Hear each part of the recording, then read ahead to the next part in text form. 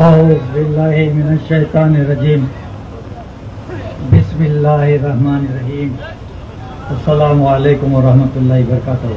बोलो वालेकुम सलाम। चलिए रिवायत हो जाना हमारी है।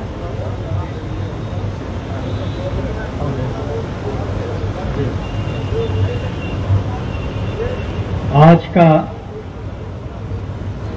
ये मरकजी election officer health assembly Karwan का, और यहाँ जितने लोग बैठे हुए हैं सब मरकजी आदमी है। ये फौज है, फौज मजलिस इत्तेहाद मुस्लिमीन के मुजाहिदीन है। आप लोग मुजाहिदीन के खांधों पर कितना वजन होता है मालूम है? मैदान जंग पर गौर डालो, गौर करो। एक एक फौजी अपने मुल्क का वजन डाल के मैदान में लड़ते रहता है, तभी तो फौजी कहलाता है और मुजाहिद कहलाता है।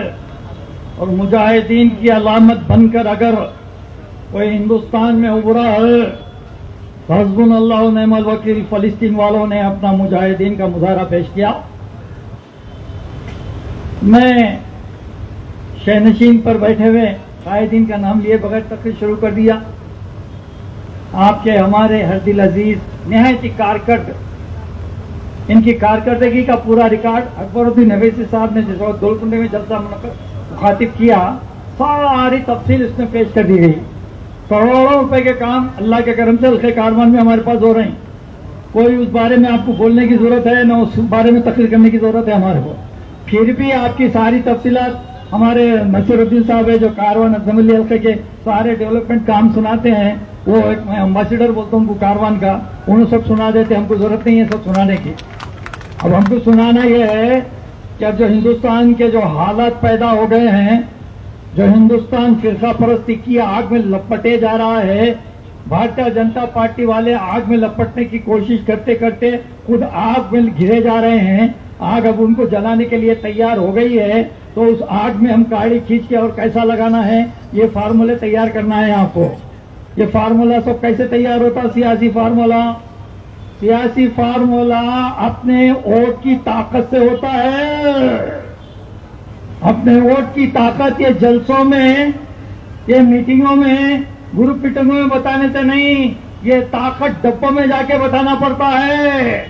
ये ताकत डब्बों में बताने के लिए एक मंसूबा तैयार करना पड़ेगा। वो मंसूबा साज लोग हैं आप, आज मंसूबा तैयार करना है आपको अपने अपने एरिया को घेर देना है। ऐसी तकारीर भी मैं आज से 15 साल से मुखातिब कर रहा हूँ, लेकिन फिर मैं बोलना नहीं चाहता कि हमारा बोलिंग रेशियो क्या था, मैं बोलना नहीं चाहता। क्यों? कि अब बोलने का वक्त, गिले शिकवे का वक्त नहीं है। दौड़ो जमाना चाल कयामत की चल गए हो। अब इस दौड़ क़यामत की चाल चलने वाले भारतीय जनता पार्टी वालों से हमारा मुकाबला है, तो हम किस तरह से मुकाबला करें?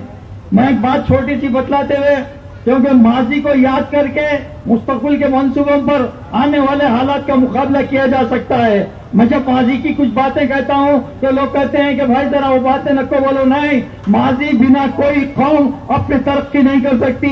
अपने असलाफ की यादों को याद करो। आज ताजमहल का जिक्र करते हैं, कुतुब मीनार का जिक्र करते हैं, लाल किले का जिक्र करते हैं, चार मीनार का जिक्र करते हैं, कुतुब शाह की कौम की इमारत का जिक्र करते हैं। अलगरज सारी हमारी असलाफ की बनाई हुई निशानियों को, उनकी यादगारों को, उनकी खिदमत को, उनकी दी हुई कुर्बानियों को याद करके आज हम तवन्नाई हासिल करते हैं। तो मैं बतलाऊं कि कारवान एक जमाने में ऐसा था। मैं 1980 की बात कह रहा हूं, छोटी सी बात कहूंगा आपकी सोचो फिक्र की दावत देने के लिए, क्योंकि आज आपको कैसा रहा, हमवार मैदान मिला है। यह हमवार मैदान वन वे ट्रैफिक है, उसके बावजूद भी हम चल नहीं रहे हैं। यह हमारी बदबख्ती है। उधर से कोई आने वाला हमको रोकने वाला नहीं है, लेकिन उसके बावजूद भी हमारी रफ्तार को तेज नहीं बढ़ा रहे हैं। हमारी रफ्तार वही 30%, 20%, 40%, 50% से आगे नहीं बढ़ी। अरे अब 90 से 100% रफ्तार बढ़ाना पड़ेगा।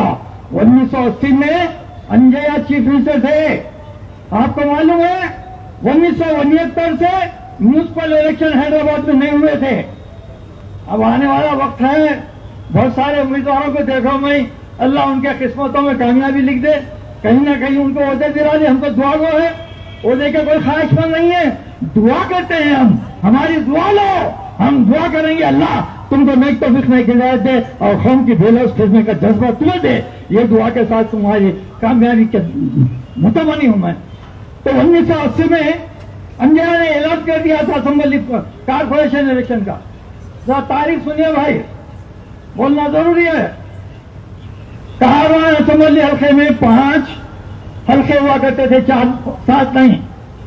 जब हल्के जिले का नाम था सीताराम बाग, जागुड़े का नाम था सब्जी मंडी, लंगर हाउस, गोलकुंडा और मुगल नारा तो बना ही नहीं था। जब था ही नहीं मुगल नारा, 20 की रिंग रोड थी ही नहीं, 5 ही हल्के थे। सच कह रहा हूं, अल्लाह झूठ ना बोलने लगा है। मेरे जेब में सूरह यासीन रहता है, कसम खाकर कह रहा हूं। उम्मीदवार नहीं थे 5 हल्कों में लड़ने के लिए मस्जिद के पास, लेकिन मुजाहिदीन बहुत थे कारवान में। क्यों? कि हमको जज्बा ही नहीं था। हम ओदा सामने रखकर खिदमत नहीं करते थे, ओदे का जहन नहीं रहता था, बस खौम काम करे जाते थे। तो लेकिन जब मैं कारवान से उम्मीदवार ढूंढने बैठा, सालार ने मुझे जिम्मेदारी दी थी, तो कारवान से खलील चाचा इंतकाल हो गया। कारवान के लोगों से पूछो कि खलील चाचा को मिला के घर पे खटका मार के बोला, खलील चाचा आपको कारवान से ज़कात डालना है, 500 रुपये फीस मुकर्रर थी दारुस्सलाम में उस वक्त, आप 500 रुपये डाल। अरे भाई, मेरे काउंसलर किसको बोलते हैं नहीं मालूम, 500 रुपये भी नहीं है। बोला मैं हूँ 500 रुपये। काउंसलर उसको सब अल्लाह सिखा देते बोल के नाम निशान लगाया। मैं 2 हल्कों से उम्मीदवार बना था, सीताराम बाग से और सब्जी मंडी से। मेरी ख्वाहिश थी कि मैं सब्जी मंडी का नाम रोशन करूं, सब्जी मंडी से जीतूं, मगर हालात ऐसे बने क्योंकि वो टाइम पे कांग्रेस का एमएलए था शिवलाल, और हालात ऐसे बने कि अंजैया के चन्नाट के झगड़े चलते रहते थे इन लोगों के ग्रुप बंदी के। इलेक्शन ही कैंसिल हो गए। पीडीएससी में एनटी रामाराव इलेक्शन लड़े, वैसी में तेलुगु देशम पार्टी बनी। इलेक्शन लड़ने के बाद पीडीएससी में अल्लाह के करम से बाकर आगा साहब पहली दफा एमएलए बन गए। फिर उसके बाद क्योंकि बल्दी इलेक्शन हुए से बता रहा हूं, बस उसके बाद फिर मैं पॉइंट पे आऊंगा। उसके बाद पीडीएससी में जब बढ़ गए, अभी आ रहा हूं, ऐसे उड़ के नहीं आ सकते, ऐसे ही चलना पड़ता।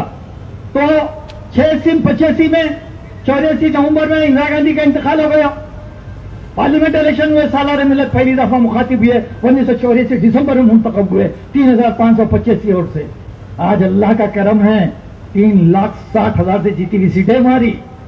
कितनी जद्दोजहद से, कितनी मुसीबतों से ये हल्के कारवान के काफिले को आप हम सब लोगों ने बड़ी जद्दोजहद करके आगे बढ़ाया। मैं बताना चाहता हूं, जब कुछ भी वसाइल नहीं थे, ना ये फेसबुक था, ना यूट्यूब था, ना व्हाट्सएप था, ना इंस्टाग्राम था, ना और कुछ था, कोई सहूलत नहीं थी। अब तो 1 मिनट में बोल सकते हैं, घर को घर फोन करके बोल सकते हैं कि निकलो, वोट डाले नहीं डाले फौरी निकलो, सवारी है या नहीं है, फौरी में भेज सकता हूं। ये जद्दोजहद कर सकते हैं, काम कर सकते हैं। इस फ्री रूट पर, वन वे ट्रैफिक पर हम जी सकते हैं। भारतीय जनता पार्टी का मंसूबा मुझे बताने की जरूरत नहीं है, सब लोग समझदार लोग हैं, सब लोग को मालूम है कि भारतीय जनता पार्टी की क्या पॉलिसी इस वक्त हो रही है। हमें किस हद तक मुकाबला करके मजलिस इत्तेहाद मुस्लिमीन की एक ताकत को सारे हिंदुस्तान में अलामत बनाकर पेश करने की लड़ाई लड़े। हम जीत तो रहे हैं, लेकिन जीत ऐसी, मैं कल बताया कि हिंदुस्तान की हर रियासत में कहीं ना कहीं एक आध मुस्लिम एमपी है। किसी रियासत में नहीं होंगे तो, लेकिन कई रियासतों में मुस्लिम एमपी है। लेकिन सवाल यह पैदा होता है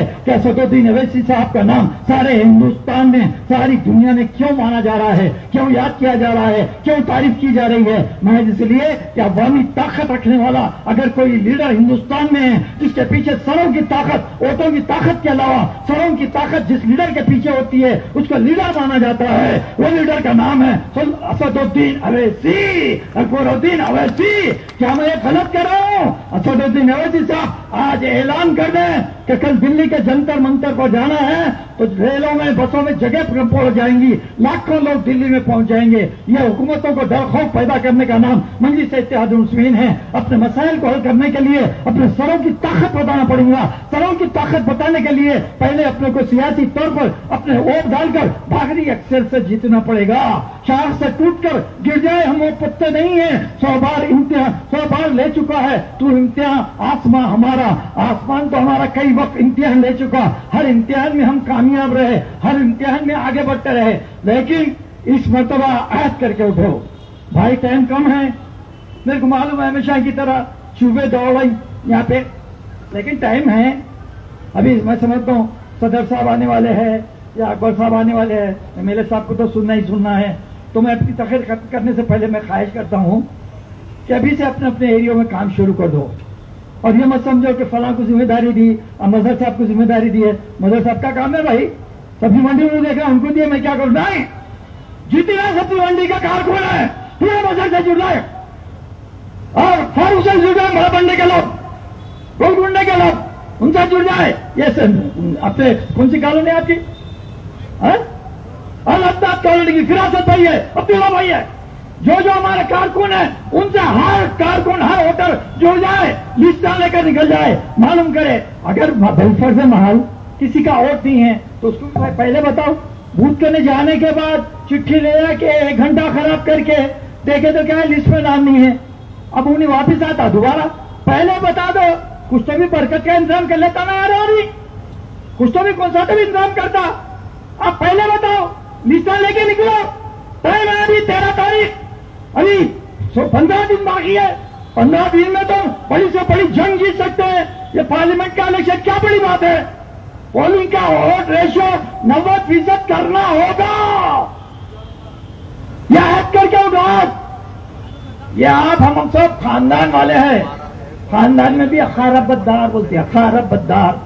रखों में लिखा था अजीज और खारिब, अखारिब बोले तो करीब रहने वाले रिश्तेदार।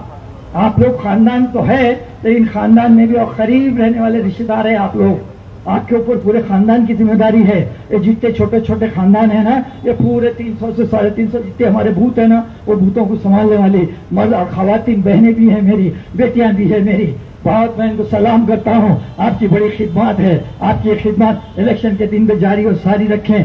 टोपी लगा लें सर को और एहतमाम कर लें, ठंडा पानी का बॉटल ले लें और पूरे निकल जाएं, क्योंकि धूप बड़ी तेज है। जान से बढ़ के कोई चीज नहीं हो सकती। अपने आप भी हिफाजत करो और वोट डलाने के लिए निकलते रहो। तो भाई मैं मुख्तसर से तौर पर यह अपील करने के लिए हाजिर हुआ हूं आपके सामने।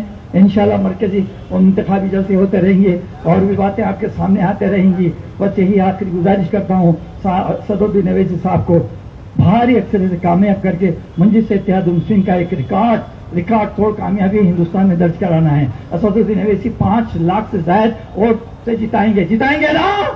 हाथ उठाओ। 5 लाख से ज्यादा वोट से असदुद्दीन अवैसी साहब को कामयाबी करेंगे। वाखिर दावाना वल्हम्दुलिल्लाहि रब्बिल आलमीन।